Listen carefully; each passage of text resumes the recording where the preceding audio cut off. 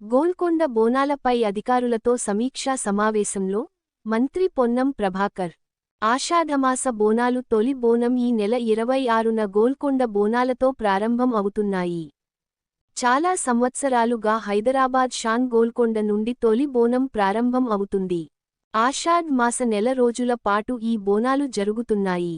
గతంలో జరిగిన లోటుపాట్లు లేకుండా భక్తులకు అసౌకర్యం లేకుండా ఈ ఉత్సవాలు జరుపుకోవాలి. అధికారుల బాధ్యతగా ఉంటూ అమ్మవారికి సేవ చేసుకునే అవకాశం దొరికిందని బాధ్యతగా పని చేయాలి. నాకు కూడా పని చేసే అవకాశం దొరికిందని అధికారులు నిమగ్నమై పని చేయాలి. గౌరవ ముఖ్యమంత్రి గారు ఇప్పటికే బోనాల ఉత్సవాలకు నిధులు కేటాయించారు. ప్రముఖ దేవాలయాలకు ప్రముఖులు పట్టు వస్త్రాలు సమర్పిస్తారు. తెలంగాణలో సమృద్ధి వర్షాలతో పాడి పంటలతో మంచి వ్యాపారాలతో అంతా మంచి జరగాలని భక్తులు అమ్మవారిని వేసుకోవాలి.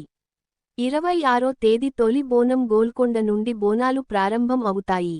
రాష్ట్ర వ్యాప్తంగా పర్యాటకులు తొలి బోనం గోల్కొండలో జరిగే ఉత్సవాలు పాల్గొనేలా చేయాలి అని అన్నారు. తెలంగాణ సాంప్రదాయం హైదరాబాద్ ఆషాఢమాస బోనాలకు ఒక ప్రతీక, ఒక ఆచారం ఉంది. అందులో నెల రోజుల పాటు జరిగే బోనాల్లో గోల్కొండ కోటలో తొలి బోనం ఆషాఢమాస ప్రారంభం 26 నాడు ప్రారంభమవుతుంది. ఇందుకు సంబంధించి యావత్ ప్రజాప్రతినిధులు అన్ని డిపార్ట్మెంట్ల అధికారులతో ఈరోజు సమీక్ష సమావేశం నిర్వహించడం జరిగింది. గతంలో ఏదైనా చిన్న చిన్న పొరపాట్లుంటే కూడా వాటిని సమీక్షించుకొని నెల రోజుల పాటు జరిగే ఈ ఉత్సవాల్లో ఎక్కడ కూడా ప్రజలకు అసౌకర్యం లేకుండా హైదరాబాద్ బ్రాండ్ ఇమేజ్ను, హైదరాబాద్కు సంబంధించిన ఆచార సాంప్రదాయాలకు సంబంధించి ఎటువంటి ఇబ్బంది లేకుండా అన్ని శాఖల సమన్వయంతో ఏర్పాట్లు చేయడానికి ఇన్ఛార్జ్ మంత్రిగా అందరి కలుపుకొని ఈరోజు ఈ యొక్క కార్యక్రమం ద్వారా ప్రజలకు అందరికీ కూడా, హైదరాబాద్లో ఉన్న ప్రజలందరూ కూడా తెలంగాణ రాష్ట్ర వ్యాప్తంగా ఈ బోనాల సందర్భంగా హైదరాబాద్ రావడానికి, వచ్చిన వాళ్ళకి ఆతిథ్యం ఇవ్వడానికి కూడా సహకరించమని కోరినాం.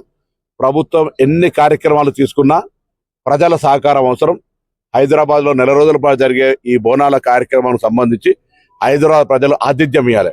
హైదరాబాద్ మెహమానీ నవాజీ మే కభీ కమీ నహీ అనేది అంటే ఆతిథ్యం ఇవ్వడంలో హైదరాబాద్ ఒక అద్భుతంగా వాళ్ళంతా కూడా ఆతిథ్యానికి ఇక్కడ పేరు. కాబట్టి హైదరాబాద్ బోనాల వేడుకల్లో పాల్గొన్న అందరికీ హైదరాబాద్ ప్రజలు ఆతిథ్యం ఇవ్వాలని కోరుకుంటా ఉన్నాం.